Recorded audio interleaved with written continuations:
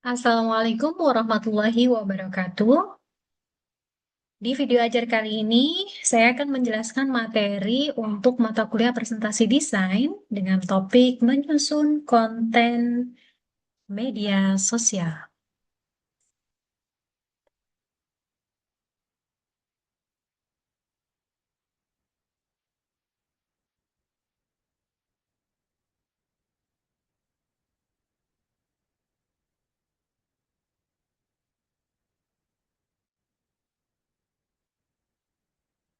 Nah, teman-teman, di topik pembelajaran kali ini merancang konten media sosial. Tentunya ini topik yang sangat relevan dengan materi kita sebelumnya, di mana sebelumnya teman-teman sudah praktik membuat video monolog Reels. Nah, di sini kita akan lebih dalam lagi belajar tentang bagaimana merancang konten media sosial lainnya, bukan hanya Reels.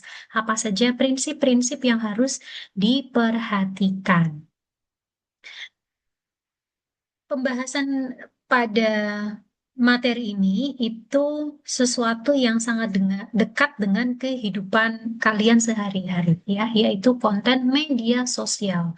Tapi kita akan lihat dari sudut pandang desain, komunikasi visual atau DKV. Bukan sekedar posting, tapi bagaimana konten itu bisa bermakna, menarik, dan berdampak. Pastinya teman-teman di sini setiap hari scrolling TikTok atau Instagram atau Facebook begitu kan. Nah, maka dari itu bagaimana sih menyusun konten media sosial yang viral atau yang bisa user engagement gitu ya. Baik, kita pelajari dulu nih. Apa sih arti dari konten itu? Hmm. Konten adalah informasi yang disajikan dalam berbagai bentuk media seperti tulisan, gambar, video, audio, dan sebagainya. Konten memiliki tujuan untuk memberikan nilai kepada audiensnya, baik dalam bentuk informasi, edukasi, hiburan, atau bahkan mempengaruhi sikap dan tindakan. Jadi konten itu sangat relevan ya dengan kehidupan kalian sebagai mahasiswa. Di DKV, kita itu tidak hanya membuat konten, tetapi merancang pengalaman visual dan komunikasi. Contohnya, konten Day in My Life anak DKV. Nah, itu bukan cuma video, tapi storytelling plus visual plus mood. Teknik kita bercerita, kemudian ada visual di sana, ada text on screen, kemudian ada transisi, efek-efek yang kalian tampilkan, kemudian juga kita bisa menyajikan mood atau suasana melalui tampilan audio dan visual dalam konten kita. Nah, menurut kalian konten yang bagus itu yang seperti apa sih? Silahkan dijawab. Lalu apa itu media sosial atau sosial media? Adalah pelantar digital yang memfasilitasi penggunanya untuk saling berinteraksi atau membagikan konten berupa tulisan, foto, dan video. Jadi media sosial itu bukan hanya tempat untuk upload saja teman-teman, tapi ruang interaksi. Audiens kita bisa berkomentar, share, bahkan mengubah makna konten kita. Jadi contohnya nih, kadang komentar netizen itu justru lebih viral daripada konten itu sendiri. Jadi insight-nya bisa kita ambil adalah kalian harus siap bahwa desain kalian akan ditafsirkan ulang oleh audiens. Nah, ada juga resiko multitafsir atau bahkan multitafsirnya itu kalau positif sih nggak apa-apa ya, tapi kalau ditafsirkan negatif itu yang beresiko gitu, yang harus kita tanggung memang selaku content creator. Dan itu sebenarnya nggak bisa kita kontrol ya, komentar netizen mau positif atau mau negatif komen itu nggak bisa kita kontrol. Nah, itu yang perlu kita pahami. Nah, sebagai seorang desainer komunikasi visual, yang penting kita menyajikan konten itu sesuai dengan prinsip-prinsip desain yang baik gitu. Sehingga konten kita itu nggak hanya bagus secara look, visual, dan audionya, tetapi juga konteksnya ya atau maknanya. Pastikan konten yang kalian buat itu berdampak positif. Jadi jangan asal viral, jangan asal membuat konten yang tidak apa namanya tidak bermakna atau ya sesuatu hal yang apa ya, yang tong kosong nyaring bunyinya gitu, ibarat pepatah, atau sesuatu yang bahkan negatif gitu, jangan sampai. Jadi pastikan kalian ngonten itu adalah sesuatu yang berdampak positif kepada masyarakat. Ini adalah berbagai format konten di media sosial. Ada tiga hal penting sebenarnya dalam merancang konten yang harus kita perhatikan. Pertama, ini adalah format, yang kedua konteks dan fungsi. Pertama, kita akan bahas format dulu. Berbagai format konten. Yang pertama, teks atau tulisan merupakan jenis konten tradisional atau konvensional berbentuk tulisan seperti status, tweet, quote, blog, dan lain-lain yang berupa paragraf, tulisan aja semuanya. Atau kita story Instagram atau status WA yang itu hanya typing teks gitu ya, tidak ada apa namanya image, foto, dan elemen desain yang lain, hanya teks saja. Itu bisa disebut juga dengan konten. Kemudian format yang kedua, gambar seperti image, picture, atau foto. Berupa foto hasil bidikan kamera atau hasil desain grafis, konten gambar lebih disukai pengguna media sosial daripada teks atau tulisan. Ya, itu memang fitrahnya kita ya. Kita diciptakan, manusia diciptakan oleh Tuhan itu lebih bahasa pertama itu adalah bahasa visual daripada bahasa teks itu sendiri. Kemudian suara atau podcast merupakan konten media penyiaran radio. Audio juga bisa menjadi konten website yang sekarang dikenal sebagai podcast, singkatan dari Playable on Demand Broadcast. Kalau dulu podcast itu bisa kita nikmati hanya lewat suaranya saja, karena memang itu adalah produksi announcer radio. Tapi sekarang podcast ada formatnya yang audio visual, yaitu diupload di YouTube seperti podcast Deddy Corbuzier dan podcast-podcast lainnya. Ya, jadi bisa kita dengarkan sekaligus bisa kita lihat visualnya. Kemudian format video atau vlog, yaitu rekaman gambar hidup yang awalnya ditayangkan media televisi. Sekarang video itu bisa dipublikasikan melalui platform media sosial seperti YouTube, Vimeo, dan lain-lain. Kalau dulu saluran video atau vlog itu hanya bisa ditayangkan lewat media televisi, baik itu swasta maupun milik pemerintah atau media massa ya, dan itu berbayar sangat tinggi. Tapi sekarang dengan the rapid technology advancement, semua berkembang dengan sangat pesat, teknologi kita ada platform YouTube yang secara gratis bisa kita manfaatkan, maka masing-masing individu saat ini mendapat panggung, punya panggung sendiri. Jadi bisa bebas berkreasi, memproduksi videonya sendiri, dan mempublikasikannya sendiri. Kemudian format infografis berasal dari bahasa Inggris infographic, information and graphic, yang berarti bentuk visualisasi data yang menyampaikan informasi kompleks kepada pembaca agar dapat dipahami dengan lebih mudah dan cepat. Di DKV UPN Veteran Jawa Timur ada mata kuliah desain infografis. Di sini mahasiswa belajar dengan detail bagaimana memproduksi infografis yang bisa merepresentasikan dari data. Nah, konten itu juga bisa berwujud infografis. Kemudian ada tautan atau links, hyperlink ya. Tautan ciri khas konten media sosial, media online atau halaman website berupa anchor text dan URL halaman website tertentu. Jadi ketika kita klik langsung buka ke website tujuan atau link tujuan. Itu namanya tautan atau links. Kemudian ada format e-book juga, electronic book. Buku elektronik adalah buku berbentuk file atau berkas yang bisa diunduh dan dibuka pada perangkat komputer, ponsel, atau laptop. Biasanya berbentuk file dengan format PDF, singkatan dari Portable Document File. Format terakhir adalah game, permainan yang menggunakan media elektronik. Dapat dimainkan melalui personal computer and mobile games. Ini pasti teman-teman mahasiswa Gen Z itu gamer ya. Itu juga format dari media sosial. Nah, sekarang konteks. Kalau tadi formatnya, bentuknya, atau wujudnya, sekarang konteksnya apa nih konten kita itu? Content writing, content creation, content curation, content editor, quality content.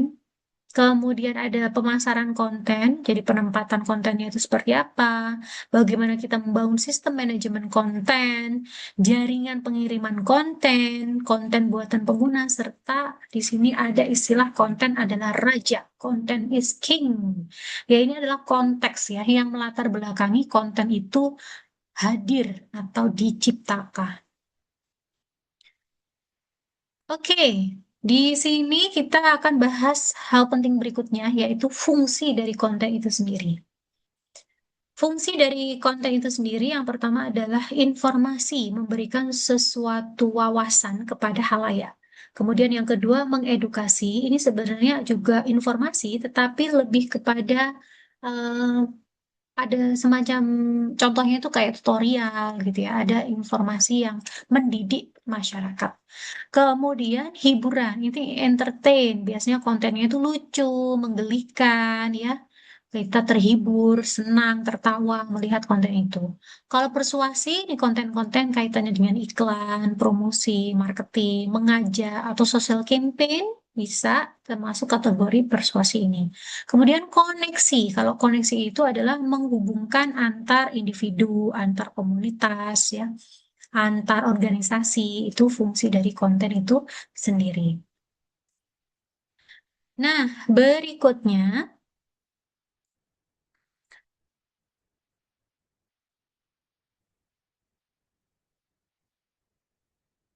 creator versus audience. Nah, content creator versus audience. Jadi konten itu adalah komunikasi, teman-teman, proses komunikasi. Maka artinya ada pengirim atau sender dan penerima atau receiver. Siapa pengirimnya? Ya content creator itu sendiri. Siapa penerimanya? Ya audience atau halayak yang menonton konten kita. Nah, di sini kesalahan mahasiswa DKV biasanya itu mostly karena mereka mendesain untuk diri sendiri, bukan untuk audiens. Jadi kalian memproduksi semua tayangan visual itu ya berdasarkan kemauan kalian. Bagus tidaknya itu sesuai dengan standar selera kalian. Padahal tidak, kalian harus analisis konten kalian itu ditujukan untuk siapa. Ibarat kita mau ngomong, kita itu mau ngomong ke siapa sih? Nah, supaya pesan kita itu diterima sama si audiens, ya kita harus pahami audiens ini itu usianya berapa, selera warna mereka kayak gimana, bahasanya mereka kayak apa, mau bahasa formal kah atau informal, bahasa gaul, kan pastinya berbeda. Kalau target kita orang tua sama dengan Gen Z, ya, Gen Boomer sama Gen Z atau Gen Alpha. Tentunya gaya bahasa, ya, tayangan, warna, layout yang dipakai itu pasti berbeda. Maka kalau mau konten kalian itu sukses, ya, sesuai dengan target audiens, ya tentunya kalian harus sesuaikan dengan apa yang dimau oleh target audiens. Contohnya nih, desain kalian itu keren, tapi kalau targetnya itu UMKM ibu-ibu, ya belum tentu relate. Ya, kalau targetnya UMKM ibu-ibu, ya kan harus pahami kok ibu-ibu usia 35 sampai 45 tahun itu mereka itu produksi kue basah. Nah, tingkat perekonomiannya seperti apa? Ya, kalian analisis itu dulu ya, di riset dulu, nah baru menyusun konsep konten. Nah, kalau kalian bikin konten untuk anak SMA, visualnya seperti apa? Nah, transisi yang dipakai kalau anak-anak SMA remaja yang sukanya transisi yang apa namanya, yang atraktif gitu ya, yang musiknya juga yang dipakai, musik yang kekinian, musik-musik yang dipakai, yang sering diputar di playlist mereka, di Spotify mereka itu apa? Nah, itu harus di riset dulu. Nah, ini tentang karakter media digital. Yang pertama itu immediacy. Cepat, ya segera, harus segera, cepat berubah. Updating, bisa diupdate. Ya, kalau kalian salah ketik caption, bisa diedit. Ya, updating. Kemudian personal. unlimited capacity, interaktif, hyperlink, multimedia. Ini adalah karakter dari media digital. Ya, berbeda dengan media konvensional. Tentunya ini lebih menarik karena lebih interaktif dan atraktif. Nah, jadi sebagai desainer kita itu harus adaptif. Karena tren TikTok nih, contohnya minggu ini bisa jadi hilang minggu depan. Trennya udah ganti lagi. Ya, ganti lagi terus lagi sesuatu yang viral. Mulai joget di TikTok, tren apa, tren ini, tren itu. Berganti-ganti terus trennya. Maka kita harus adaptif. Kemudian ini adalah tim konten. Nah, konten media sosial itu terdiri dari audio dan visual. Tentunya ada banyak pihak yang terlibat. Ada videographer, editor, penulis skrip. Kalau ngurusin image-nya atau fotonya, itu ada ilustratornya, layouter, tipu, copywriter. Audionya gimana? Maka kita libatin voice over atau double dan penulis skripnya ya. Kemudian di copywriting, ini tahapan menulisnya, bikin captionnya, itu juga hal yang harus diperhatikan, tidak asal menulis.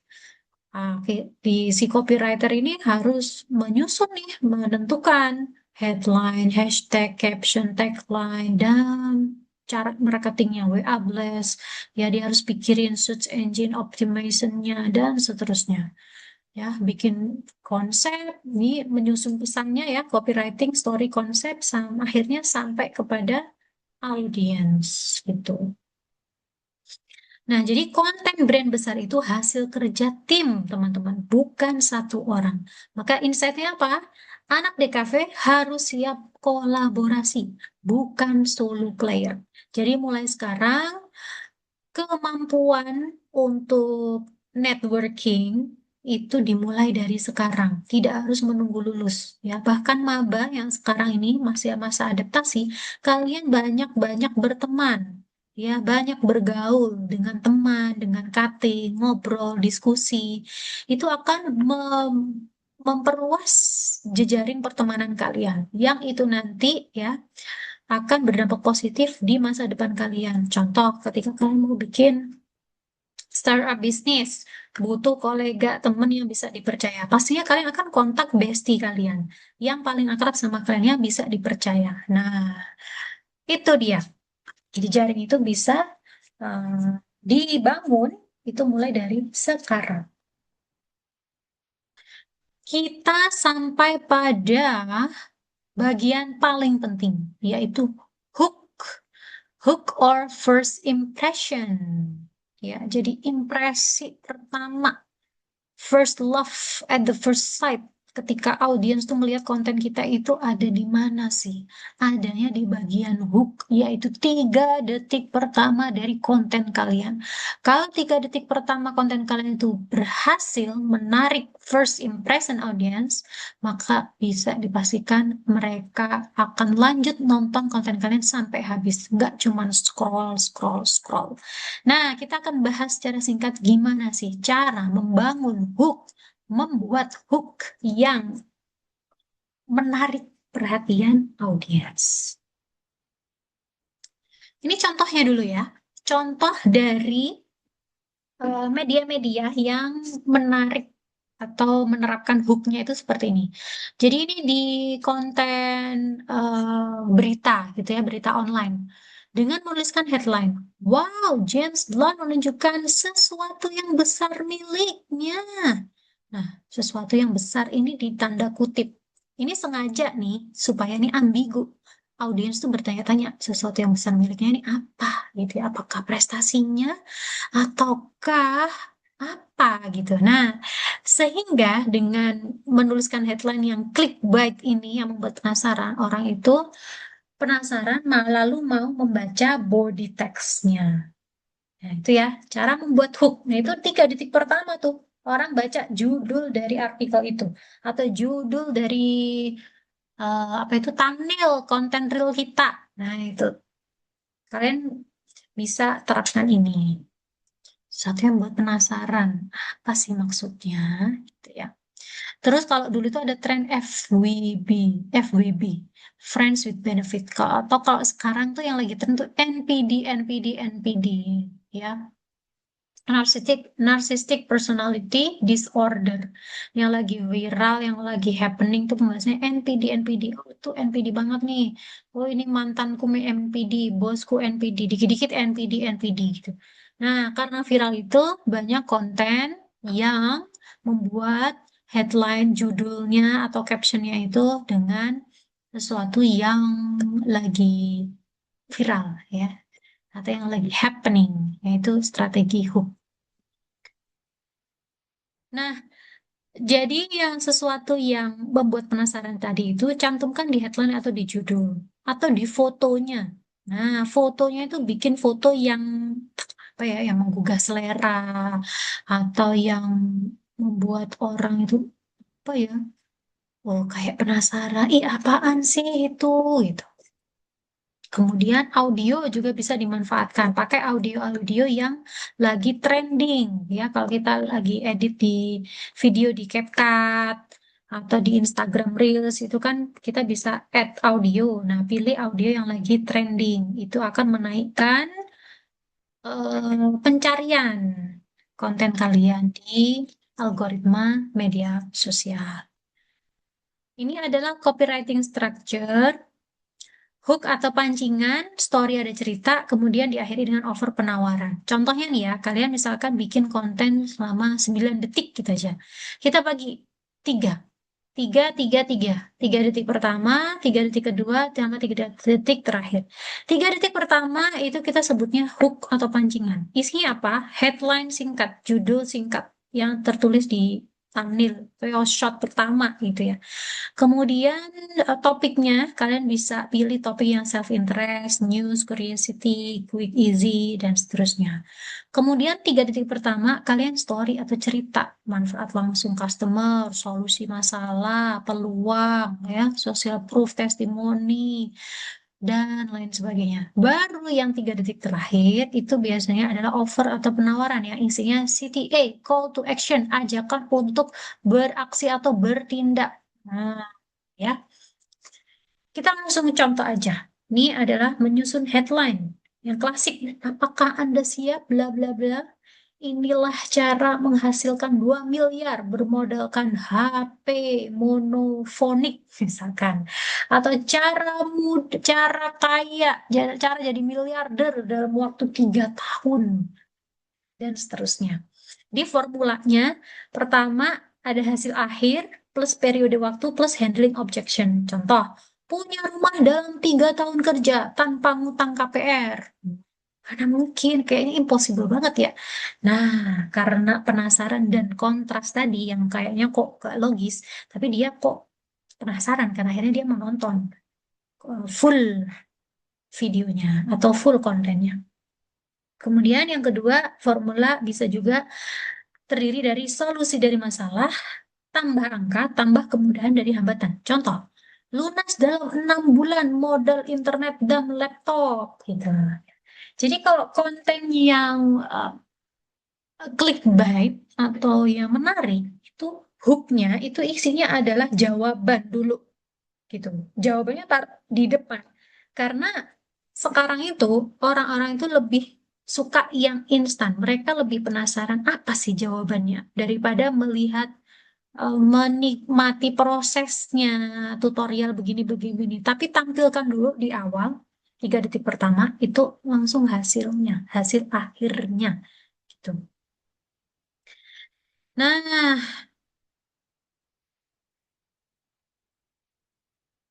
ini adalah formula-formula yang bisa kalian terapkan ketika membuat konten atau membuat hook pada konten kalian. Tuh.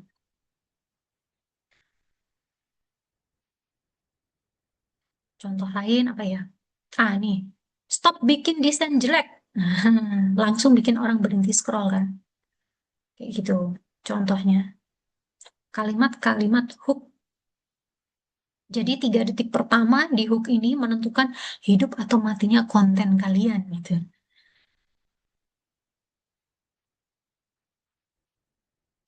Jadi di era sekarang itu kembali lagi tadi saya sudah jelasin, di era sekarang orang itu sukanya instan. Orang itu nggak sabaran. Jadi jangan bikin intro yang panjang, tapi langsung ke masalahnya. Jadi 3 detik pertama itu namanya intro itu ya. Itu kalian harus pikirkan baik-baik gitu. Apa ini? Visualnya, apa audionya?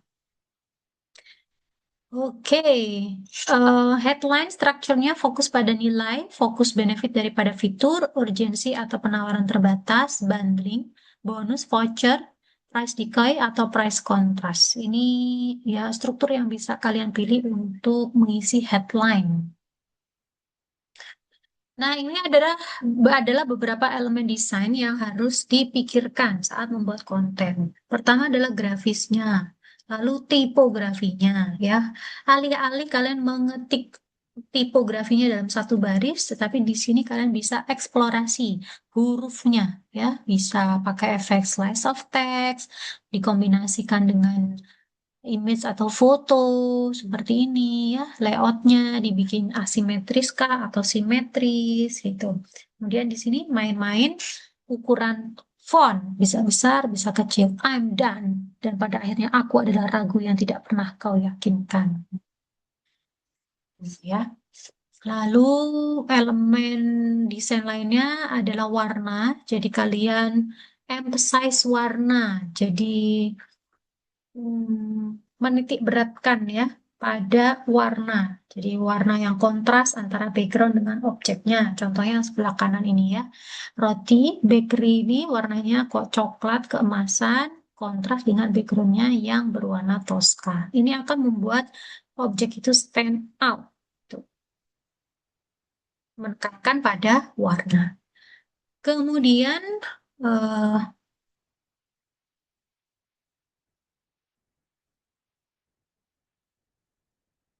ntar ini ada tambahannya ya.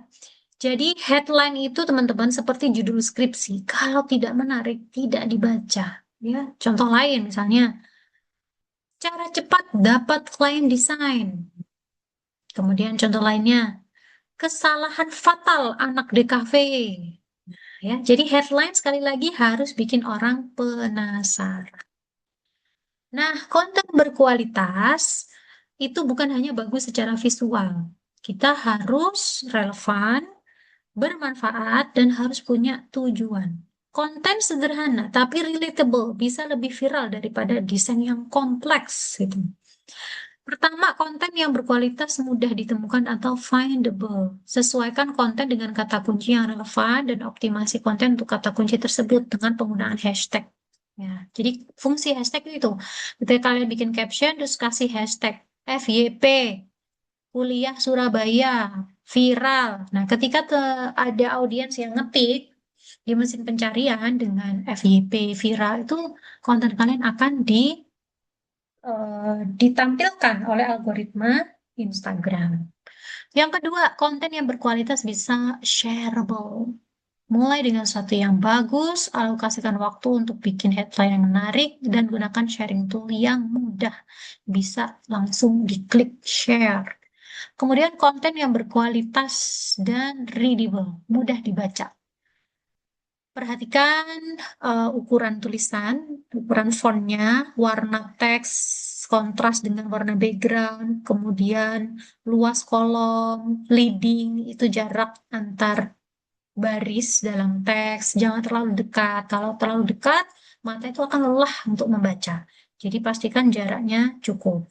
Kemudian memorable, konten itu harus bisa diingat. Gimana? Pastikan kontenmu itu bisa menjawab pertanyaan so what? Dengan membuat konten yang tidak hanya niru atau plagiasi, tapi bikin yang ori. Ini adalah salah satu contoh produk air mineral bermerek Sahwa. Ini tampilan Instagramnya. Coba kita lihat ya, teks atau headline yang dia pakai. Diajak nongkrong gas, diajak nonton konser gas, giliran diajak sedekah kok malah macet. Lalu diberikan potongan hadis. Terus klik www. Nah, ini kalau kita perhatikan strukturnya ya. Ini strukturnya itu yang pertama hooknya diajak nongkrong gas, diajak nonton konser gas, giliran diajak sedekah kok malah macet. Itu hooknya. Jadi diberikan teksnya ukurannya gede. Kemudian part yang kedua itu adalah bodinya, ya, storytellingnya. Nah, itu ada kalimat hadisnya tuh menjelaskan betapa pentingnya itu sedekah berdasarkan hadis riwayat Rasulullah. Kemudian berdasarkan hadis Rasulullah yang diriwayatkan oleh Bukhari. Kemudian berikutnya part yang terakhir adalah call to action. Nah, kalau udah terbangun kesadaran uh, manfaat dari sedekah, lalu what next nih? So what nih? Langsung aja klik www.baikitusahwa.com untuk mulai bersedekah. Jadi simple, hanya beberapa kalimat saja, tapi udah langsung holistik, menyeluruh, ada hooknya, ada bodinya, kemudian ada call to actionnya. Nah, ini sudah komplit gitu ya, teman-teman. Lalu overthinking sama masa depan, sedekah solusinya. Dengan bersedekah akan menjadi salah satu cara untuk tetap bisa mendekatkan diri kepada Allah agar dipermudahkan dalam segala urusan. Gak percaya, coba deh mulai bersedekah di www sekian dan rasakan keberkahannya. Ya, jadi kontennya ini persuasif, ajakan untuk bersedekah. Kalau kita lihat dari bahasanya, diksi yang dipakai, nongkrong, konser, overthinking, kira-kira nih. Siapa target audiensnya? Remaja, gitu ya, atau dewasa awal. Karena yang suka nonton konser, nongkrong, overthinking, anxiety itu biasa banyak melanda anak-anak muda, gitu ya, yang masih mencari jati diri atau masih mencari pekerjaan. Ya, itulah. Tetapi ini menjadi target audiensnya si Sahwa. Jadi produk ini udah jelas nih target pasarnya itu siapa gitu. Nah, ini berbagai teks yang dicantumkan di headline atau bahkan di body dari websitenya ya, dari Sahwa. Nah, ini adalah salah satu contoh yang bagus penerapan pembuatan konten yang bagus. Baik teman-teman, itu tadi materi merancang konten media sosial. Ini adalah materi pengantar supaya teman-teman lebih paham bagaimana merancang konten di media sosial itu. Prinsip-prinsip ini harapannya kalian terapkan saat kalian merancang konten positif kalian. Terima kasih, sampai di sini saja video ajar kali ini. Saya akhiri. Wassalamualaikum warahmatullahi wabarakatuh.